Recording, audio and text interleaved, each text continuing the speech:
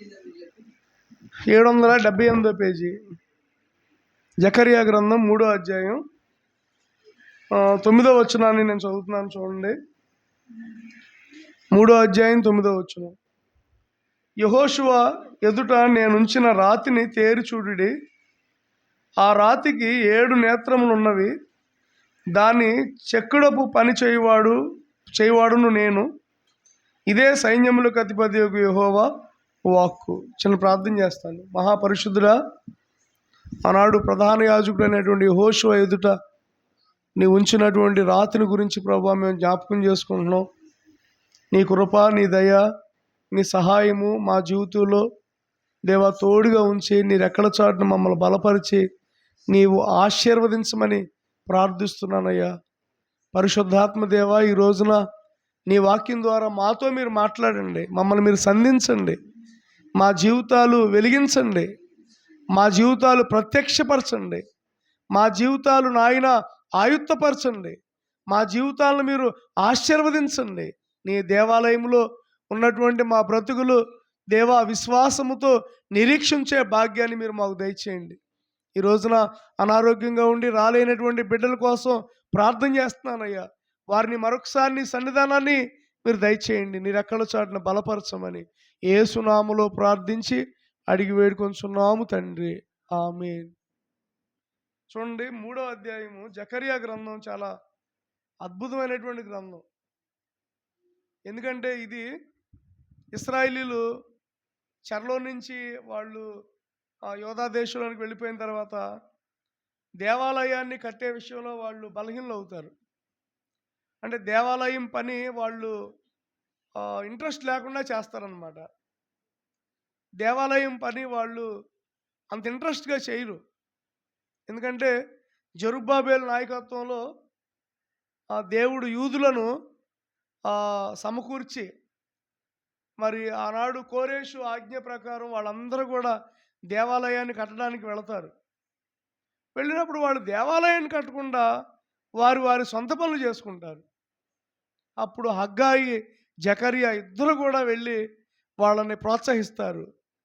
మీరు దేవుడి పని చేయండి, దేవుడి పని చేస్తే దేవుడికి ఘనత వస్తుంది, మీకు కూడా ఆశీర్వాదం వస్తుంది, కాబట్టి దేవుని పని చేయండి అని హగ్గాయి అనే ప్రవక్త అలాగనే జకర్యా అనే ప్రవక్త ఇద్దరు కూడా మరి వెళ్ళి అక్కడ ఉన్నటువంటి బిడ్డలందరినీ కూడా ప్రోత్సహిస్తారు, పని చేయడానికి ప్రోత్సహిస్తారు. అంటే మనం చూడండి, పని చేయడానికి మనం ప్రోత్సహించాలి కొంతమందిని.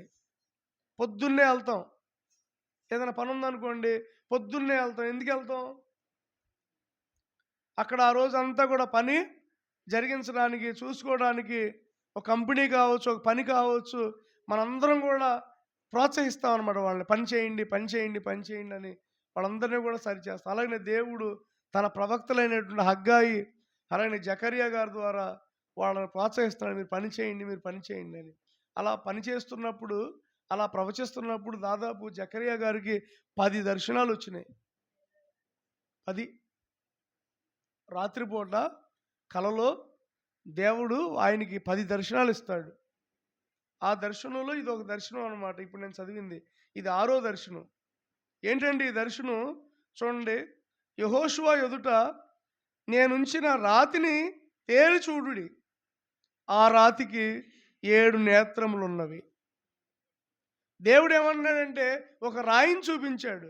జకర్యాకి కల్లో ఒక రాయిని చూపించాడు. జకర్యాకి కల్లో కొన్ని గుర్రాలు చూపించాడు. జకర్యాకి కల్లో 4 కంసాలను చూపించాడు. జకర్యాకి కల్లో కొమ్ములు చూపించాడు. చాలా దర్శనాలు జకర్యాకి దేవుడు చూపించాడు. అలాగనే ఒక రాయిని చూశాడు. ఎవరో? జకర్యా. ఆ రాయి ఎవరంటే యేసయ్య, ప్రభు అయినటువంటి యేసుక్రీస్తు ప్రభువారు. స్తోత్రం కలుగునుగా. హల్లెలూయా. ఆ రాయి ఎవరో కాదు, జకర్యా చూసినటువంటి రాయి ఎవరంటే యేసయ్య. యేసయ్యని ఆ దర్శనంలో జకర్యా చూడగలిగాడు. ఈ రోజున మనం దేవుణ్ణి చూడగలుగుతున్నామా? మొన్నే కదా మనం మాట్లాడుకున్నాం, పోయిన ఆదివారం నాడు మనం ఏ వాక్యం జ్ఞాపకం చేసుకున్నాం చెప్పండి? పోయిన ఆదివారం మనం ఏ వాక్యాన్ని జ్ఞాపకం చేసుకున్నాం? యాకోబు పెనుగులాట. అసలు మర్చిపోతున్నారు వాక్యం. పోయిన వారందే యాకోబు ఆ ఎబ్బేకు రేవు దగ్గర ఒక రాత్రి అంతా కూడా దేవుడితో పెనుగులాడాడు కదా. ఆ విషయాన్ని మనం జ్ఞాపకం చేసుకున్నాం. ఇలా గమనించండి, ఇక్కడ చూస్తే జకరియా చెప్తున్న మాట ఏంటంటే, అంటే దేవుడు చెప్తున్న మాట ఏంటంటే, యెహోషువ ఎదుట నేను ఉంచిన రాతిని తేరి చూడండి. మీరందరూ కూడా ఆ రాయిని చూడండి. దేవుని స్తోత్రం. ఆ రాయి గురించి ఈ రోజున మనం జ్ఞాపకం చేసుకుందాం. చూడండి ఒకసారి ఎఫెసీ పత్రిక 2వ అధ్యాయం, ఎఫెసీలకు రాసిన పత్రిక 2వ అధ్యాయం 19వ వచనం చూడండి ఒకసారి. ఎఫెసీలు రాసిన పత్రిక 2వ అధ్యాయం 174వ పేజీ చూడండి. ఎఫెసీలకు రాసిన పత్రిక 2వ అధ్యాయం 18 నుంచి నేను చదువుతున్నాను చూడండి. ఆయన ద్వారానే మనము ఉభయులము ఒక్క ఆత్మయందు తండ్రి సన్నిధికి చేర కలిగి ఉన్నాము. కాబట్టి మీరిక మీదట పరజనులను పరదేశులై ఉండక పరిశుద్ధులతో ఏక పట్టణస్థులను దేవుని ఇంటి వారునై ఉన్నారు. క్రీస్తు యేసే ముఖ్యమైన మూలరాయి ఉండగా అపోస్తులు ప్రవక్తలు వేసిన పునాది మేర మీరు కట్టబడుచున్నారు. ప్రతి కట్టడమును ఆయనలో చక్కగా అమర్చబడి ప్రభువునందు పరిశుద్ధమైన దేవాలయమునకు వృద్ధి పొందుచున్నది. ఆయనలో మీరు కూడా ఆత్మమూలముగా దేవునికి నివాస స్థలమై ఉండుటకు కట్టబడుచున్నారు. మనమంట దేవుని ఇల్లు అంట. ఇక్కడ దేవుడి వాక్యం ఏం చెప్తుందంటే, ఆయన ద్వారా అంట మనం దేవుడి సన్నిధికి రాగలిగామంట. ఎందుకు? ఎవరి ద్వారా? ఎవరి ద్వారా మనం వచ్చాం దేవుడి సన్నిధికి? యేసయ్య ద్వారా దేవుడి సన్నిధానంలో ఈ రోజున ఇలా ప్రార్థన చేయగలుగుతున్నామంటే ఏంటి కారణం? ఎవరో చెప్పండి. ఎవరు కారణం? యేసయ్యే కారణం. యేసయ్య మన కోసం తన ప్రాణాన్ని అర్పించబట్టి, ఆయన మనం నమ్ముకున్నాం కాబట్టి మనందరినీ కూడా దేవాలయంలో దేవుని సన్నిధానంలో దేవుని యొక్క సింహాసనం దగ్గర మనల్ని ఉంచింది ఎవరంటే యేసయ్యే. నేను కావచ్చు, మీరు కావచ్చు, ఎవరైనా సరే మనందరం యేసయ్య ద్వారానే ఈ రోజున దేవాలయంలోనికి వచ్చి దేవుని సన్నిధానంలో దేవుడికి విజ్ఞాపన ఆరాధన చేయగలుగుతున్నాం. దీనికి గల కారణం ఎవరంటే యేసయ్య. ఎందుకని యేసయ్య అంటే, ఈ వారం అంతా దేవుడు మనకు తోడై ఉన్నాడు. సోమవారం, మంగళవారం, బుధవారం, గురువారం, శుక్రవారం, శనివారం తోడుగా ఉన్నాడు. కాబట్టి మనం దేవాలయంలోనికి వచ్చి దేవుని సన్నిధానంలో ఏం చేస్తున్నాం? దేవుని సన్నిధానంలో ప్రార్థన చేస్తున్నాం. మరి ఈ వారం అంతా మనల్ని నడిపించింది ఎవరు? చెప్పండి.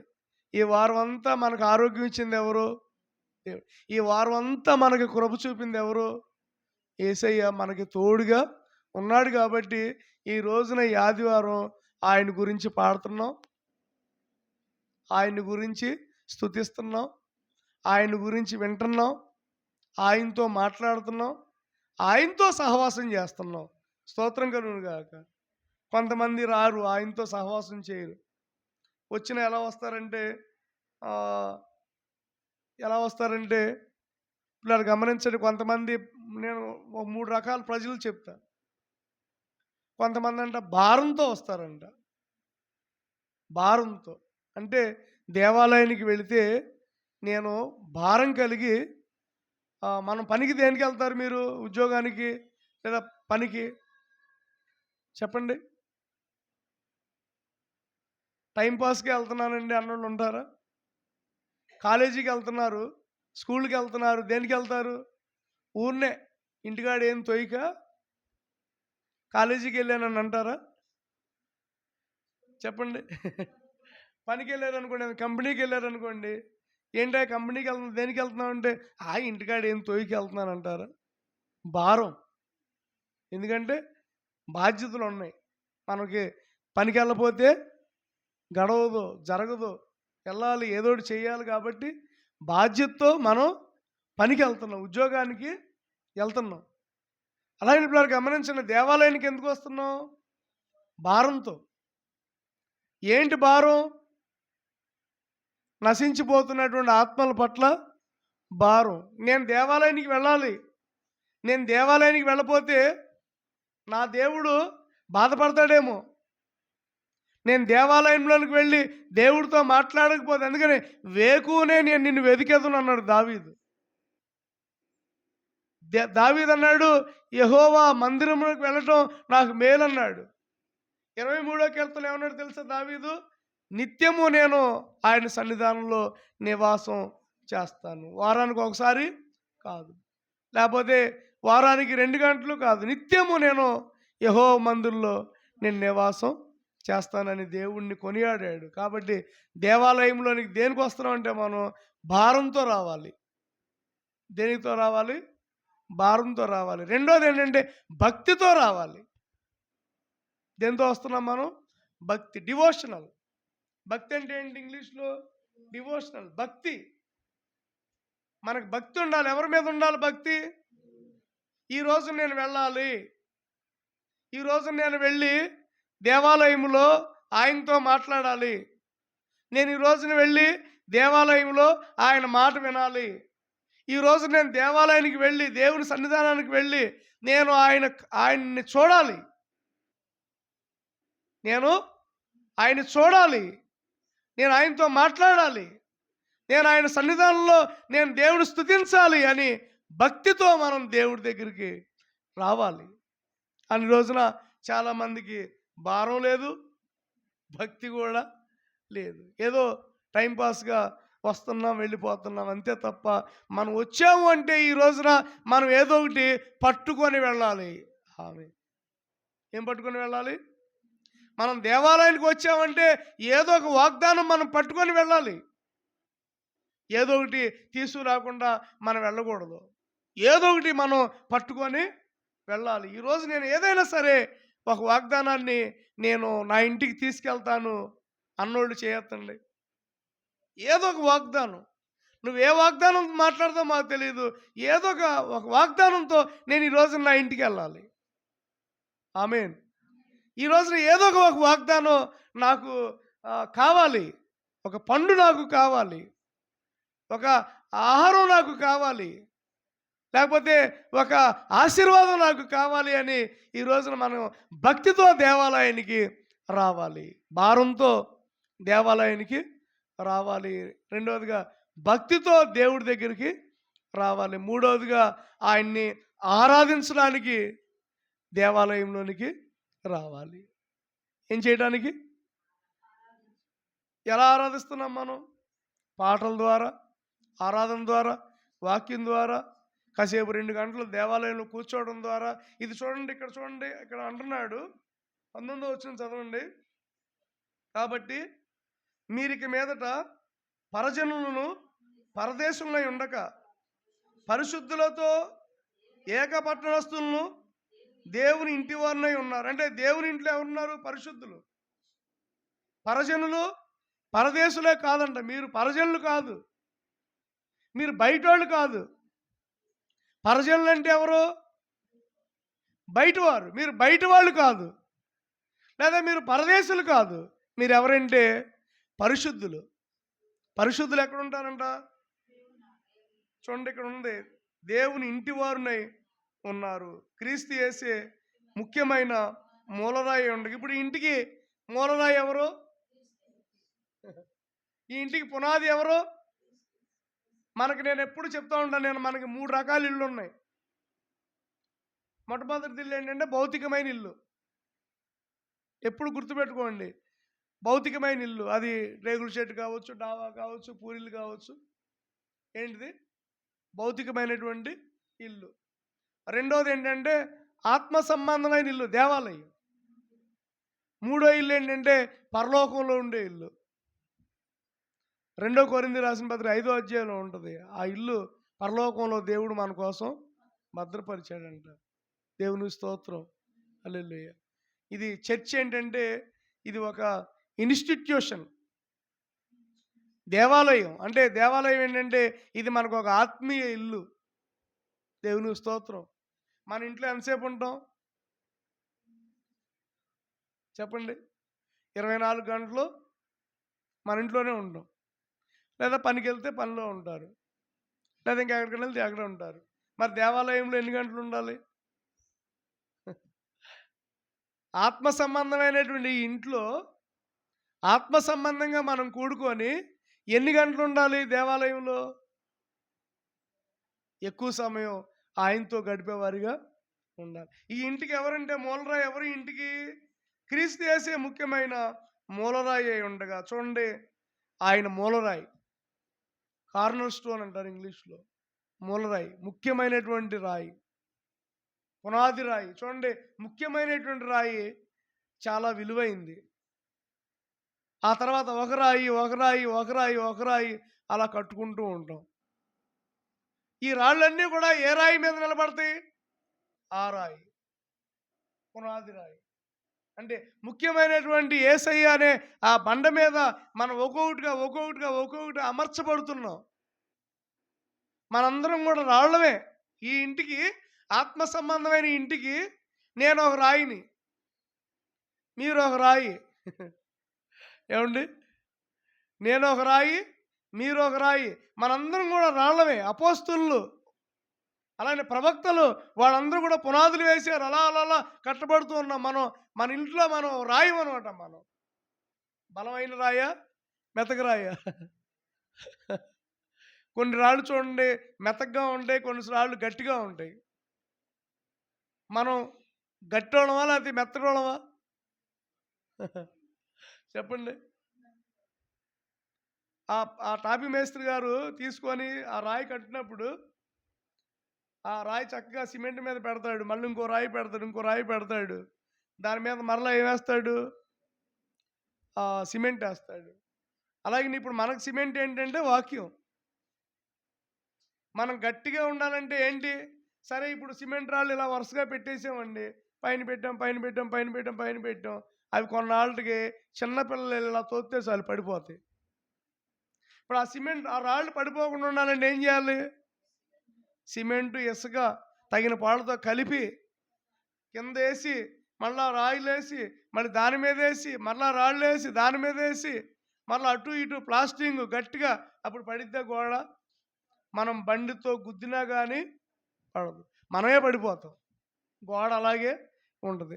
అలాగనే మనం పడిపోవడానికి గల కారణం ఏంటి? ఎందుకు పడిపోతున్నాం మనం? ఆత్మీయ జీవితంలో మనం రాత్రి ఒక అమ్మాయి వచ్చింది మన దేవాలయానికి. ఆవిడేమంటుందంటే, అయ్యా నేను ఎంతో ప్రార్థన చేసుకునేవాడిని, కానీ ఒక సంవత్సరం నుంచి నేను అంత ప్రార్థన చేసుకోలేకపోతున్నాను, నేను ఎదగలేకపోతున్నాను, నాకు అసలు సరిగ్గా దేవాలయానికి వెళ్ళాలన్నా కానీ ఇంట్రెస్ట్గా ఉండట్లేదు అని బాధపడి చెప్తుందనమాట ఆవిడ. అంటే ఇలా విశ్వాసులు ఇలాగ దిగజారిపోవడానికి గల కారణం ఏంటంటే సిమెంట్ లేదు, కీలు లేదు. అందుకని నోవాహు ఓడ కట్టినప్పుడు మొన్న బుధవారం నాడు జ్ఞాపకం చేసుకున్నాం. నోవాహు ఓడ కట్టినప్పుడు కీలిపోయి, ఎందుకంటే లోపల నీరు కనుక బయట నీరు కనుక లోపలికి వస్తే ఓడ మునిగిపోద్ది. అలాగనే లోక సంబంధమైనటువంటివన్నీ కూడా లోపలికి వచ్చినాయి అనుకోండి, మనం మునిగిపోతాం. అందుకని కీలు పుయ్యాలి. అంటే కీలు అంటే ఏంటి? సిమెంటు. అంటే సిమెంట్ అంటే ఏంటి? వాక్యం. ఈ రోజున ప్రతి విశ్వాసకి ఏం కావాలంటే వాక్యం అనేటటువంటి దాని మీద మనం కట్టబడుతూ ఉన్నప్పుడు మనది గృహం అని, దేవాలయం అని దేవుడు చెప్తున్నాడు. మనదంట ఆత్మ సంబంధమైన మందిరంగా మనం కట్టబడుతున్నామంట. ముఖ్యమైనటువంటి మూలరాయి ఎవరో తెలుసా? యేసయ్య. చూడండి 20వ వచనం. క్రీస్తు యేసే ముఖ్యమైన మూలరాయి అయి ఉండగా అపోస్తులు, ప్రవక్తలు వేసిన పునాది మీద మీరు కట్టబడుచున్నారు. చూడండి, వాళ్ళు వేశారు పునాది. అపోస్తులు వేసేసారు పునాది. దాని మీద మనం ఒక్కోటి కట్టబడుతున్నాం. మొత్తానికి దేవుడు నివసించడానికి ఒక ఇల్లు తయారవుతుంది. ఆమేన్. దేవుడు నివసించడానికి ఒక ఇల్లు తయారవుతుంది. ఒక రోజున ఆయన వచ్చి ఆ ఇంట్లో నివాసం చేస్తాడు. ఆమేన్. గృహప్రవేశం చేస్తాడు.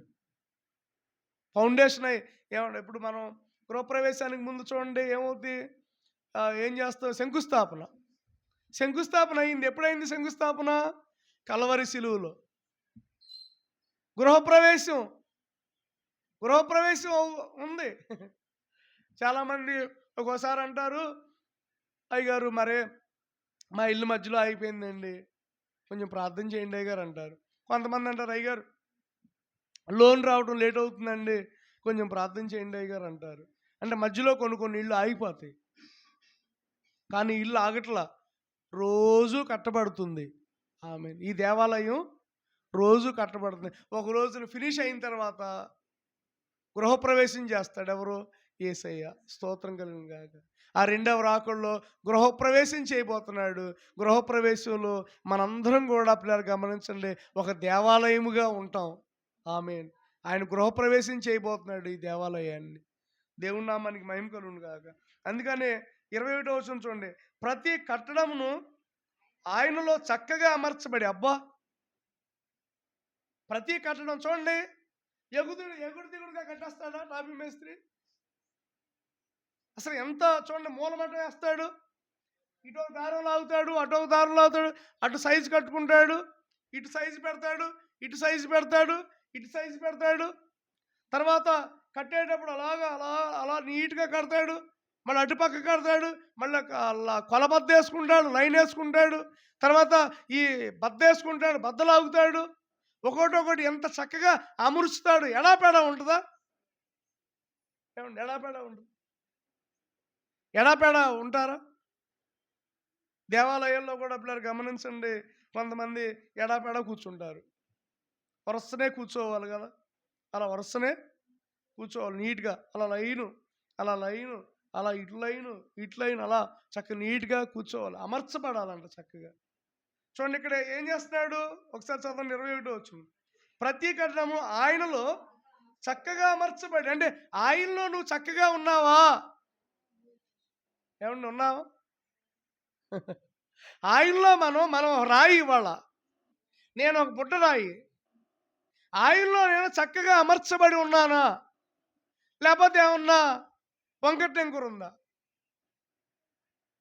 ఒకడు వంకర టెంకురు ఉంటే మేస్త్రి గారు ఏం చేస్తాడు, సరి చేస్తాడు. సరి చేయడానికి కొన్నిసార్లు కొన్ని విధాలుగా మనల్ని దేవుడు ఆ డిసిప్లైన్లోకి నడిపిస్తాడు. కొంతమంది వంకర టెంకర్గా ఉంటారు, చక్కగా ఉండరు. ఆదివారం వస్తారు, మళ్ళీ ఒక ఆదివారం రారు, మళ్ళీ ఒక ఆదివారం వస్తారు, మళ్ళీ ఇంకొక ఆదివారం రారు.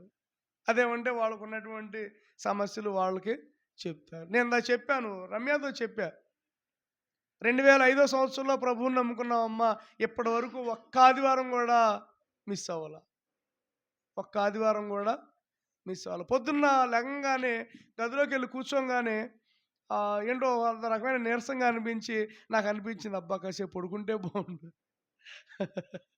కాసేపు పడుకుంటే బాగుండని. కానీ ఆదివారం నాడు పడుకునే ఛాన్స్ ఇవ్వాల.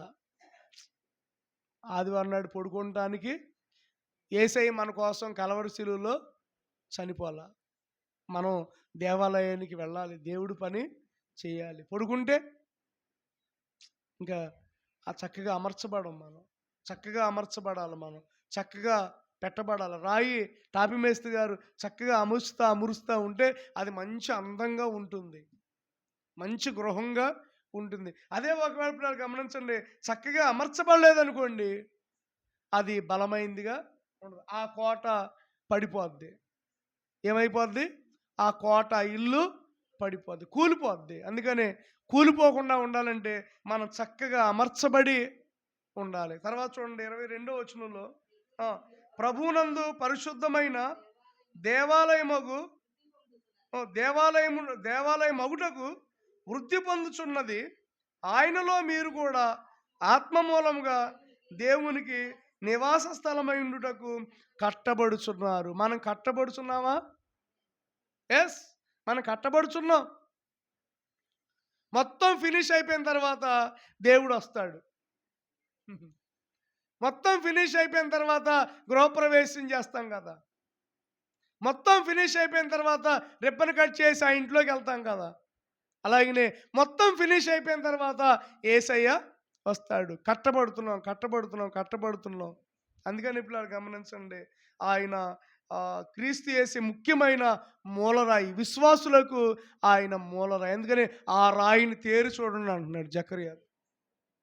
జకర్యా 3వ అధ్యాయంలో ఏమన్నాడంటే ఆ రాయిని తేరి చూడండి, ఎందుకంటే అది విశ్వాసులకు ముఖ్యమైనటువంటి రాయి. That is the foundation stone. అది విశ్వాసులకు ముఖ్యమైనటువంటి మూలరాయి. తర్వాత చూద్దాం, ఇంకో రాయి చూద్దాం. చూడండి బైబిల్లో దానియేలు గ్రంథం 2వ అధ్యాయం.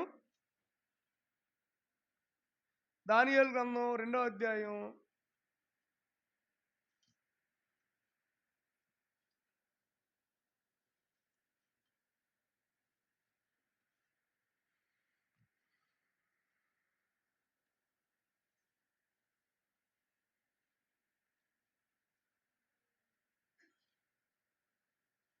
దానియేలు గ్రంథం 2వ అధ్యాయం చూడండి, 34, 35 వచనాలు చదవండి. దానియేలు గ్రంథం అందరూ తీయండి, 732 పేజీ, 2వ అధ్యాయము 34, 35. చేతి సహాయము లేక తీయబడిన ఒక రాయి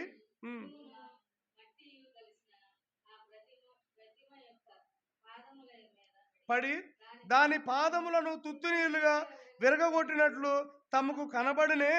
అంతటా ఇనుమును, మట్టియు, ఇత్తడియు, వెండియు, బంగారమును ఏకముగా దంచబడి కళ్ళములోని చెత్తవలే కాగా వాటికి స్థలము ఎచ్చటను దొరకకుండా గాలి వాటిని కొట్టుకొని పోయెను.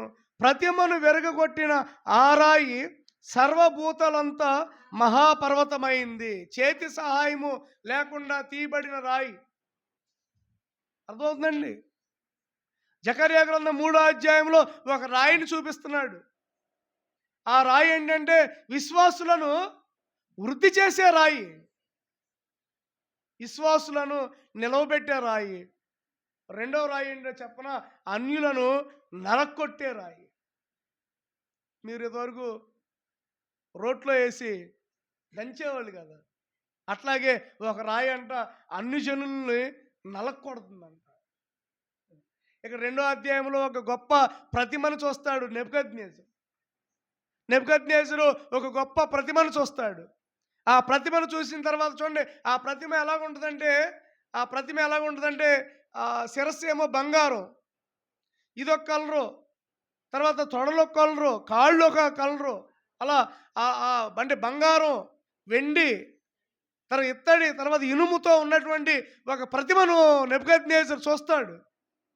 చూసిన తర్వాత ఒక చేతి సహాయం లేకుండా తీయబడిన రాయి ఏం చేస్తుందంటే అలా వచ్చి ఆ ప్రతిమను చితక్కొట్టేస్తుంది. అంటే గొప్ప గొప్ప రాజ్యాలన్నింటినీ కూడా చేతి సహాయం లేకుండా తీయబడినటువంటి రాయి, అంటే యేసయ్య రాజ్యం ఏం చేస్తుందంటే అన్నిటినీ కూడా చితక త్రొక్కుద్ది, అంటే దంచేస్తుంది. తర్వాత చూడండి, ఇంకొక వచనాన్ని మనం జ్ఞాపకం చేసుకుందాం. జకర్యా గ్రంథం 44, 45 వచనాలు. జకర్యా గారు దానియేలు గ్రంథం 2వ అధ్యాయము 44, 45 వచనం చదవండి. కాదు, 44, 45. ఆ రాజుల కాలములలో పరలోకమందున్న దేవుడు ఒక రాజ్యమును స్థాపించును, దానికి అన్నిటికీ నాశనము కలగదు. ఆ రాజ్యము పొందిన వానికే గాక మరెవరికి చెందదు. అది ముందు చెప్పిన రాజ్యములన్నిటినీ, చూడండి, ముందు చెప్పిన రాజ్యములన్నిటినీ పగలగొట్టి నిర్మూలము చేయును కానీ అది యుగయుగముల వరకు నిలుచు. చేతి సహాయము లేక పర్వతము నుండి తీయబడిన ఆ రాయి ఇనుమును, మట్టిని, ఇత్తడిని, మట్టిని, వెండిని, బంగారమును పగలగొట్టగా తమరు చూచితిరే. ఇందువలన మహాదేవుడు ముందు జరగబోవు సంగతి రాజునకు తెలియజేసి ఉన్నాడు. కల నిశ్చయము, దాని భావము నమ్మదగినది అని దానియేలు రాజుతో చెప్పాడు. చూడండి, చేతి సహాయం లేకుండా తీయబడిన రాయి, ఆ రాయి ఏం చేసింది? అన్ని జనులను నలకొట్టేసింది. అన్ని జనుల యొక్క రాజ్యాలన్నింటినీ కూడా చితక్కొట్టే రాయి. ఏ రాయి అంటే యేసయ్య. మనకేమో నిలబెట్టే రాయి, అన్యులనేమో చితక్కొట్టే రాయి. పచ్చడి బండలాగా అనమాట. రోట్లో వేసి పచ్చడి బండతో ఏం చేస్తారు? టిక్ టిక్ అని కొడతారు. చింతపండులో ఒకవేళ ఆ చింతగింజలు ఉన్నా కానీ ఏమవుతాయి? పిప్పు అయిపోతాయి. అవునండి. కొడతారు కొట్టరా? తర్వాత ఇంతవరకు కుంకుడుకాయలు కొట్టేవాళ్ళు. ఇప్పుడు కుంకుడుకాయలు రావట్లేదు కదా! వస్తున్నాయి కానీ పోసుకోవట్లే. కుంకుడుకాయలు రాళ్ళతో టిక్ టిక్ అని కొట్టేవాళ్ళు. అంటే అవన్నీ ఏమైపోయినాయి? చితికిపోతాయి. అలాగే ఇప్పుడు గమనించండి, ఒక రోజున ఈ అన్య రాజ్యాలన్నింటినీ కూడా ఒక రాయి చితక్కొట్టబోతుంది, నలక్కొట్టబోతుంది. ఆ రాయి ఎవరో కాదండి, యేసయ్య దేవుని రాజ్యం. యేసయ్య రాజ్యం ఏం చేస్తుందంటే, పైన చెప్పిన రాజ్యాలన్నింటినీ కూడా, పైన ఎన్నో రాజ్యాలు ఉన్నాయి. నెబుకద్నెజర్ రాజ్యం ఉంది, పర్షియా సామ్రాజ్యం ఉంది, అలెగ్జాండర్ సామ్రాజ్యం ఉంది, రోమా సామ్రాజ్యం ఉంది. ఇవన్నీ కొన్ని సంవత్సరాలే. కానీ యేసయ్య రాజ్యం శాశ్వతమైనటువంటిది. దానికి అన్నిటికీ నాశనం కలగదు. చూడండి, మనం ఇప్పుడు ప్రభుత్వాలు ఎన్ని సంవత్సరాలు ఉంటున్నాయి? 5 సంవత్సరాలకే ఎగిరెగిరి పడుతున్నాం. ఆఫ్టర్ ఆల్ 5 సంవత్సరాలకే ఎగిరెగిరి పడిపోతున్నారు కదా! ఇప్పుడు గమనించండి, అన్ని సంవత్సరాలు పరిపాలించినటువంటి ఆ మహారాజులు కూడా పడద్రోయబడ్డారు. కానీ శాశ్వతంగా యేసయ్య రాజ్యం ఒకటి రాబోతుంది. ఆ రాజ్యం కలకాలం నిలవబోతుంది. స్తోత్రం. ఆ రాజ్యంలోనే మనం 1000 ఏండ్లు పరిపాలన చేయబోతున్నాం. ఆమేన్. ఆ రాజ్యంలో మనం 1000 ఏండ్లు పరిపాలన చేయబోతున్నాం. స్తోత్రం కలుగును గాక. 1000 సంవత్సరాలు ప్రభుతో ఉండి ఏలబోతున్నాం. 1000 సంవత్సరాలు ప్రభుతో ఉండి సంతోషించబోతున్నాం. 1000 సంవత్సరాలు ప్రభుతో ఉండి ఆనందించబోతున్నాం. హల్లెలూయా. స్తోత్రం కలుగును గాక. ఆ రాయి, మొట్టమొదటి రాయి ఏంటి? మనకి ఒక రాయి ఉంది. ఆ రాయి మీద మనం కట్టబడుతున్నాం. అన్యుల కోసం ఒక రాయి ఉంది. ఆ రాయి చితక్కొడుతుంది. ఈరోజు గమనించండి, క్రైస్తవులపై దాడులు జరుగుతున్నాయి. క్రైస్తవులపై భయంకరమైన దాడులు జరుగుతున్నాయి. ఒక రోజున ఒక రాయి ఉంది. ఆ రాయి ఆ రోజున వాళ్ళని చితక్కొట్టింది. ఆ రాయి ఒక రోజున చితక్కొట్టింది. ఆ భయంకరమైనటువంటి రాయి, గొప్ప రాయి మన ప్రభు అయినటువంటి యేసయ్య.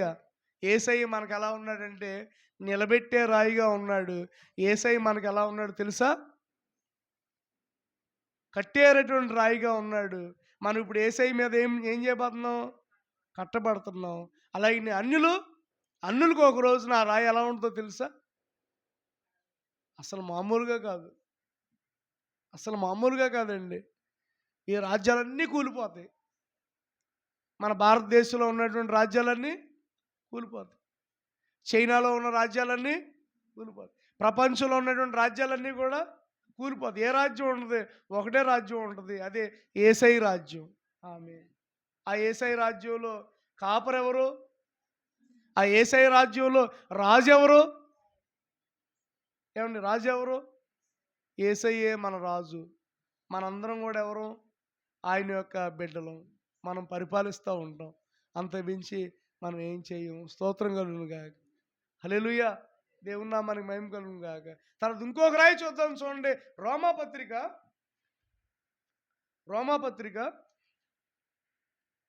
9వ అధ్యాయం.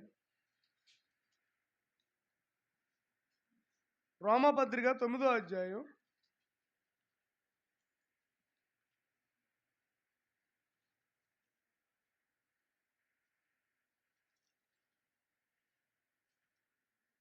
ముప్పై 31వ వచనం నుంచి చదవండి. చూడండి, నేను చదువుతున్నాను. రోమాపత్రిక 9వ అధ్యాయము. చూడండి, నేను చదువుతున్నాను అండి. 30వ వచనం. అట్లయితే మనం ఏమందుము? నీతిని వెంటాడని అన్యజనులు నీతిని అనగా విశ్వాసము మూలమైన నీతిని పొందిరి. అయితే ఇశ్రాయేలు నీతి కారణమైన వినయమును వెంటాడినను ఆ వినయము అందుకొనలేదు. వారెందుకు అందుకొనలేదు? వారు అవిశ్వాసం మూలంగా కాక క్రియల మూలంగానైనట్లు దానిని వెంటాడిరి. ఇదిగో నేను అడ్డురాతిని అడ్డుబండను సీయోనులో స్థాపించుచున్నాను, ఆయన యందు విశ్వాసం ఉంచువాడు సిగ్గుపరచబడడు అని వ్రాయబడిన ప్రకారము వారు అడ్డురాయి తగిలి తొట్రుపడిరి. మనకేమో యేసయ్య ఎలా ఉన్నాడు? మూలరాతిగా ఉన్నాడు. ఆ రాయి మీద మనం కట్టబడుతున్నాం. హల్లెలూయా. అన్ని జనులకేమో పిల్లలు గమనించండి, ఆ రాయి నలకొట్టబడే రాయిగా ఉంది. ఒక రోజున అన్ని రాజ్యాలన్నింటినీ కూడా ఆ రాయి ఏం చేస్తుంది? నలకొడదు. ఇశ్రాయేల్ ప్రజలకేమో అడ్డుగా ఉన్నాడు. ఇశ్రాయేల్ ప్రజలకి అడ్డురాయిగా ఉన్నాడు. అర్థమవుతుందండి ఈ మాట? చూడండి, ఇక్కడ మళ్ళీ ఒకసారి చదవండి. రోమాపత్రిక 9వ అధ్యాయము చూడండి, 32వ వచనం. వారెందుకు అందుకొనలేదు? వారి విశ్వాసం మూలంగా కాక క్రియల మూలమైనట్లుగా దాన్ని వెంటాడంటే, దేవుణ్ణి ఎలా వెంటాడారంటే వాళ్ళు క్రియల మూలంగా వాళ్ళు వెంటాడారు. కానీ మనము విశ్వాసం మూలముగా వెంటాడాలి. ఆమేన్. అంటే వాళ్ళు ఏమనుకున్నారంటే, మనం ఏదైనా క్రియ చేస్తే మనం రక్షించబడతాం. క్రియల వల్ల రక్షించబడతామా? ఏమండి? ఎఫెసీ పత్రిక 2వ అధ్యాయంలో మనం చూస్తాం, 14 చదువుకుంటూ ఉంటాం. క్రియల మూలంగా కాక విశ్వాస మూలముగానే మీరు రక్షించబడ్డారు. కాబట్టి క్రియల వల్ల అవుద్దా అంటే, ఇశ్రాయేలు అందరూ ఏమనుకున్నారంటే, మనం ఏదైనా చేస్తే దేవుడి కోసం దేవుడు మనల్ని ఆశీర్వదిస్తాడు. మనం ఏదైనా చేస్తే దేవుడు మనల్ని దీవిస్తాడు. మనం ఏదైనా దేవుడి కోసం చెయ్యాలి చెయ్యాలి చెయ్యాలి చెయ్యాలి చెయ్యాలి క్రియ క్రియ క్రియ క్రియ. ఓకే, క్రియలు చేయాలి, మంచిదే. కానీ విశ్వాసం లేని క్రియలు వ్యర్థం. అర్థమవుతుందండి? విశ్వాసం లేకుండా క్రియ చేసినా కానీ, అంటే క్రియలు లేని విశ్వాసం మృతం అన్నాడు దేవుడు. క్రియలు లేని విశ్వాసము మృతం. అంటే మన విశ్వాసంలో ఏముండాలి? చూడండి, దేవుడు అబ్రాహాముతో అన్న మాట ఏంటంటే, రేపొద్దున్నే మీ అబ్బాయిని తీసుకొచ్చి నాకు బలిచ్చేయమన్నాడు. ఏమన్నాడు? మీ అబ్బాయిని తీసుకొచ్చి నాకు బలిచ్చే పలానా మోరియా పర్వతం మీదకి అన్నాడు. అదే మనమైతే ఏమండి, మీరేం చేస్తారు? సమయాన్ని తీసుకెళ్ళి కన్నా, రాత్రి దర్శనంలో సపోజ్ రాత్రి దగ్గరికి వచ్చి, కన్నా రేపొద్దున్నే మీ అబ్బాయిని తీసుకొచ్చి మోరియా పర్వతం మీద నాకు అర్పించేయి అంటాడు సపోజ్. లేదా నాతో అంటాడు, శంకర్పాల్ రేపొద్దున్నే మీ అబ్బాయిని తీసుకొచ్చి మోరియా పర్వతం మీద నాకు బలివు అన్నాడు. బుజ్జి రేపొద్దున్నే మీ అబ్బాయిని తీసుకొచ్చి నాకు బలివు అన్నాడు. మనం లెగుస్తామా? అసలు మనం మన అబ్బాయిని ఇస్తామా? అసలు ఆ రోజున తెల్లవారుజామున లేచి అబ్రహాం కట్టెలు కొట్టాడు. ఎవరి కోసం కట్టాడు? కొట్టగలమా? ఏమండి, కొట్టగలమా? ఆ కట్టెలు కొట్టేటప్పుడు పిల్లలు ఎన్ని కళ్ళమ్మ నీళ్లు కార్చాడు. ఈ కట్టెలు మా అబ్బాయిని కాల్చిపోతున్నాయి, ఈ కట్టెలు మా అబ్బాయిని హరించి వేస్తాయని చెప్పి కట్టెలు కొట్టి వాటిని మళ్ళీ దగ్గరికి చేర్చి తాడు తెచ్చి తాడుతో కట్టి రెడీ చేశాడు. రెడీ చేసి మొత్తానికి వాళ్ళ ఆవిడతో చెప్పాడో తెలీదు, అక్కడేం రాసిలేదు. కానీ మొత్తానికి నానా ఇసు పద బయలుదేరదాం, నానా బన్నీ పద బయలుదేరదాం, నాన్న సమయాలు రా వెళ్దాం అని తీసుకెళ్ళాడండి. ఎక్కడ తీసుకెళ్ళాడు? అసలు నిజంగా పిల్లలు గమనించండి, మనమైతే ఎన్ని ప్రశ్నలు వేస్తాం. మనమైతే ఎమ్మటి అడిగేది ఏంటంటే, ఎందుకైనా నువ్వు నాకు ఇచ్చింది?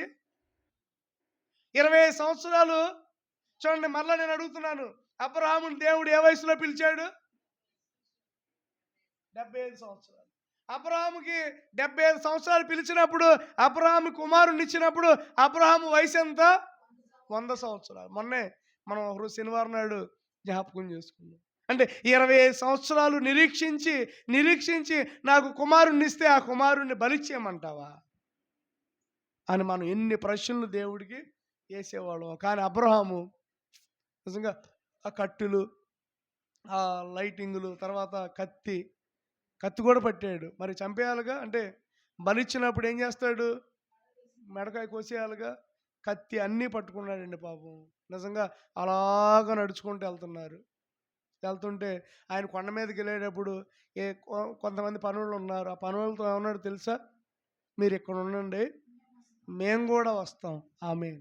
బా, ఎంత గొప్ప మాట!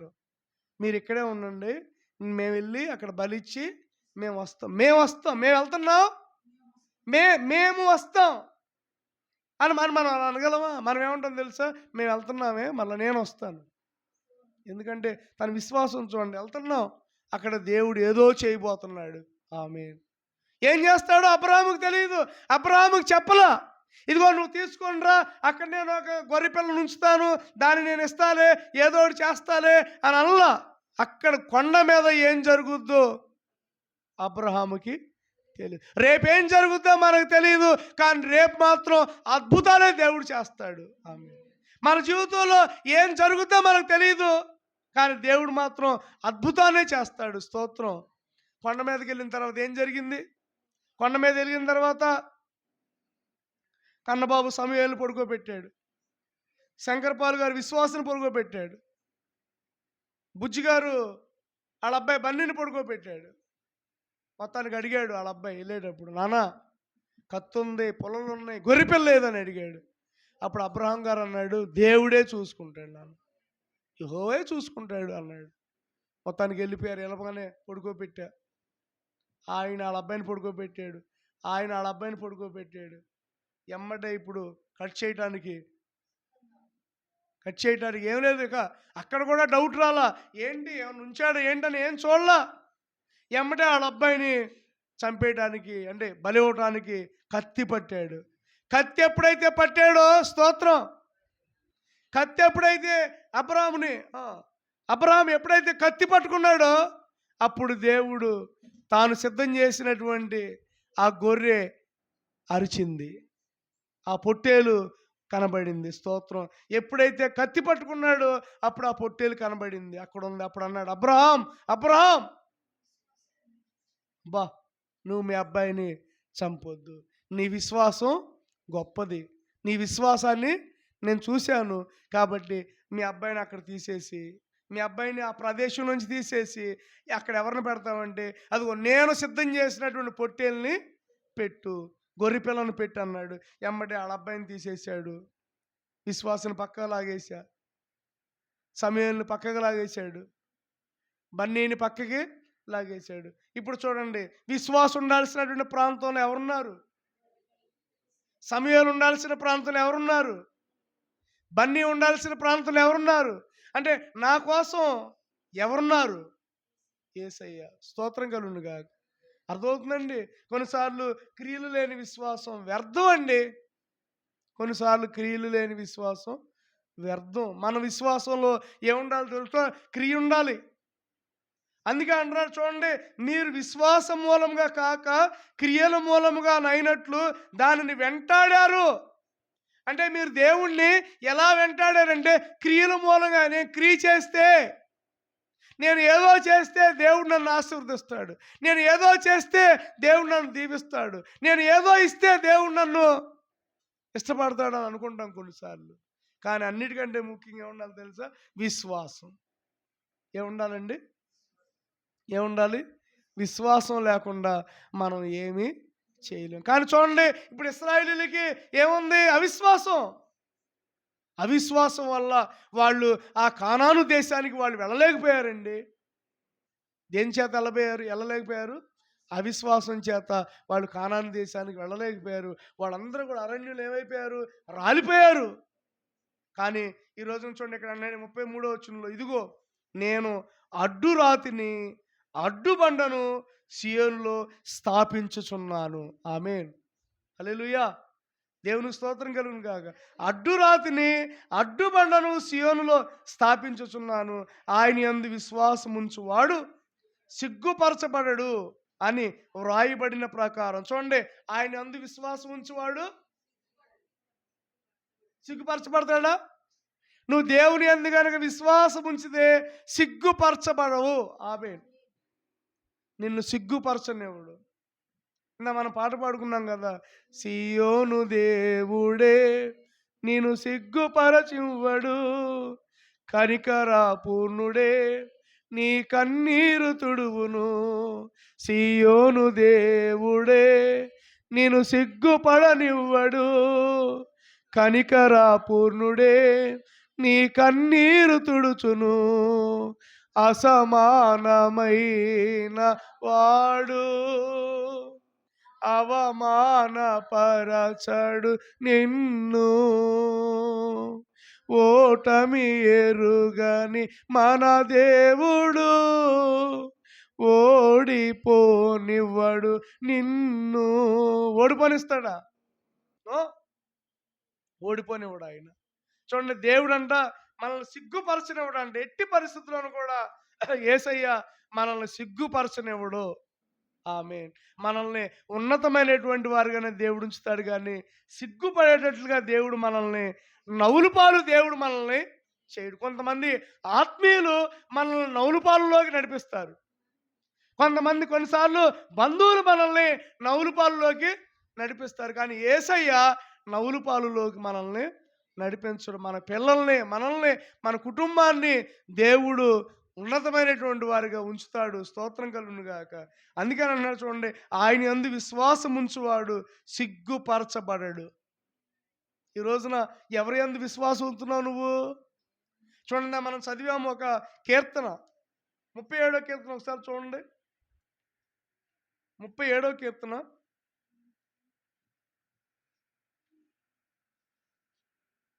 మనం చదివినటువంటి 37వ కీర్తనలో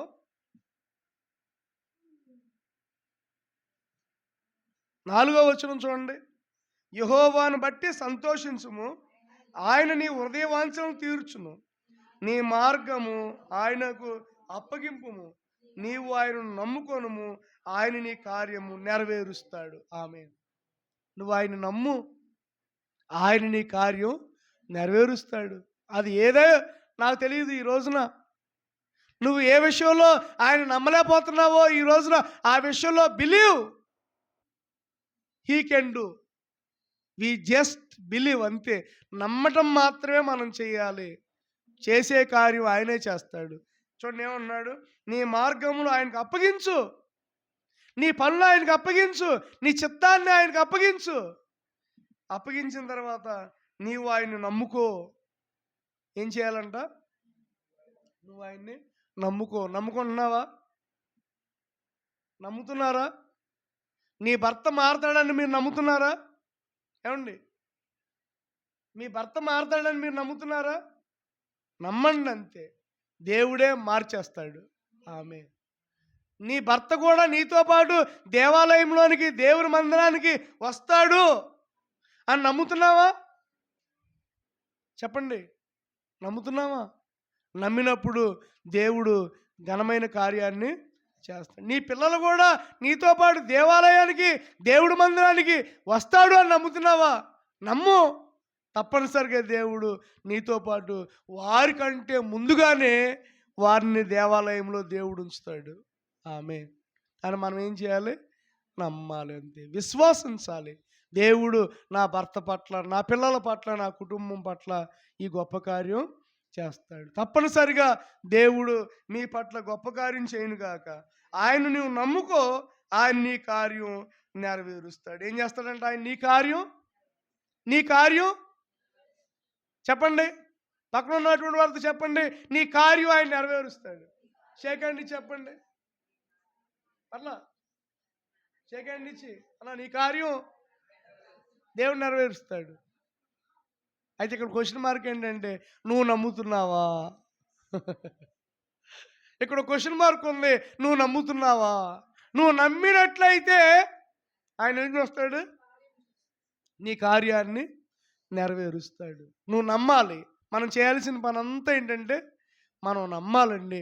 నమ్మకపోతే మాత్రం కార్యం జరగదు. నమ్మితేనే మాత్రమే కార్యాలు మన జీవితంలో జరుగుతాయి. నమ్మకపోతే కార్యం. మనం ఏం చేయాలి? నమ్మాలి, విశ్వసించాలి. అందుకని ఇశ్రాయేలీయులకు ఆయన అడ్డురాయిగా ఉన్నాడు. మనకి అన్యులకు చెప్పండి, అన్యులకు దంచే రాయి, నలకొట్టే రాయి. మనకి బా మనం ఆయన మీద కూర్చున్నప్పుడు మనల్ని మోసేవాడిగా ఉన్నాడు. మనల్ని పడేయడు, మనల్ని పడేయడు. చూడండి, చిన్నప్పుడు మన పిల్లల్ని భుజాల మీద ఎత్తుకుంటాం, పైన ఎత్తుకొని ఇలా నడుచుకుంటూ తీసుకెళ్తాం. మనం పడేస్తామా? మనం పడేస్తామా? ఒకసారి రేషన్లో నుంచి బియ్యం ఇలా మోసుకుంటూ వస్తూ ఉంటాం, మోసుకుంటూ వస్తాం. ఎంత నొప్పి అయినా సరే ఇటు మార్చుకుంటాం, లేకపోతే ఇటు మార్చుకుంటాం, లేకపోతే ఇటు మార్చుకుంటాం. అంతేగాని ఆ బరువుగా ఉందని చెప్పి విసిరేస్తామా? చెప్పండి. చూడండి, ఏదైనా ఒక మూట ఉందనుకోండి, సూట్ కేసు లేకపోతే ఏదో ఇలా తల మీద పెట్టుకొని మోస్తాం. అంతేగాని అబ్బా బరువుగా ఉందని చెప్పి పడేస్తామా? పడేయం.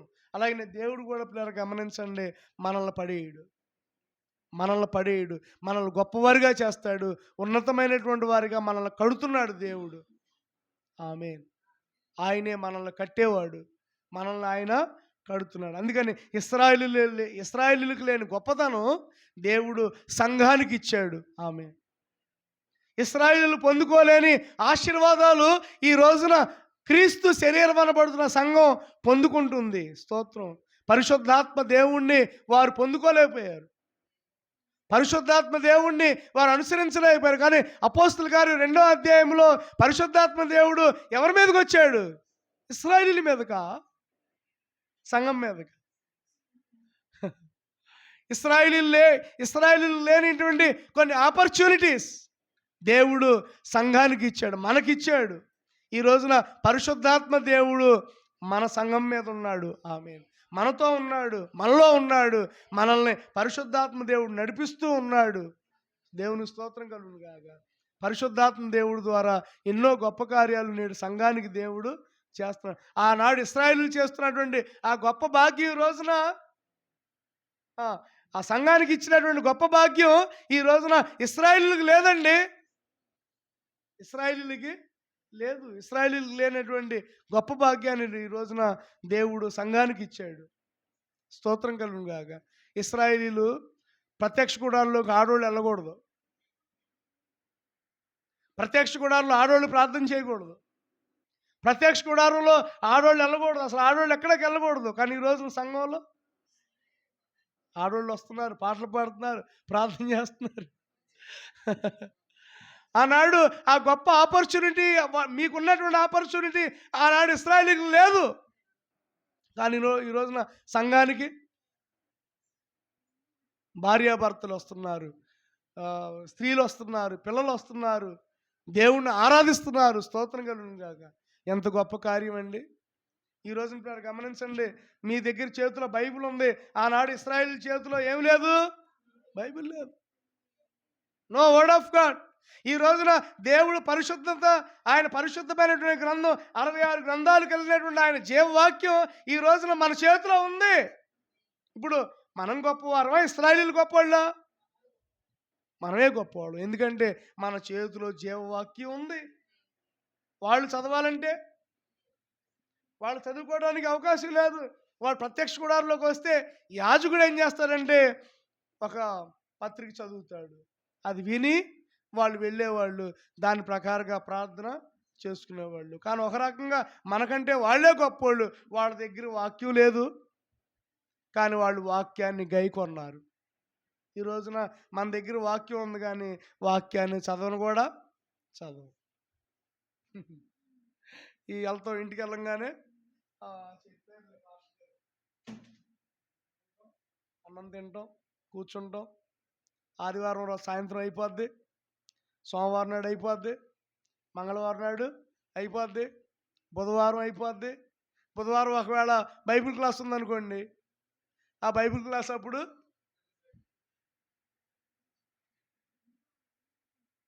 మొత్తం బుధవారం నాడు బైబిల్ క్లాస్కి వచ్చారు, దేవుడు స్తోత్రం, వాళ్ళు వస్తే బైబిల్ క్లాస్కి వచ్చారు, బైబిల్ ఏదో చెప్తాంగా, వచ్చి చెప్తాం, వింటాం. తర్వాత మళ్ళీ బుధవారం నాడు 9ంటికి ఇంటికి వెళ్తాం, అన్నం పెట్టు, అన్నం తింటాం, పడుకుంటాం, మళ్ళీ గురువారం వచ్చింది, గురువారం అయిపోద్ది, శుక్రవారం, మళ్ళీ శనివారం నాడు సిద్ధపాటు గుడికి ఒకవాడు వస్తే వస్తాం. సిద్ధపాటు గుడిలో ఏదో ఒక వాక్యం చెప్తారు కదా పాస్టర్ గారు, చూస్తాం. ఆ తర్వాత మళ్ళీ ఆదివారం నాడు దేవాలయానికి వస్తే నేను చూడండి, ఇప్పుడు అక్కడ పెట్టాం, ఆదివారం నాడు అయిపోయింది, బుధవారం నాడు రాలా, శనివారం నాడు రాలా, మరలా ఎప్పుడు అది ఆదివారం.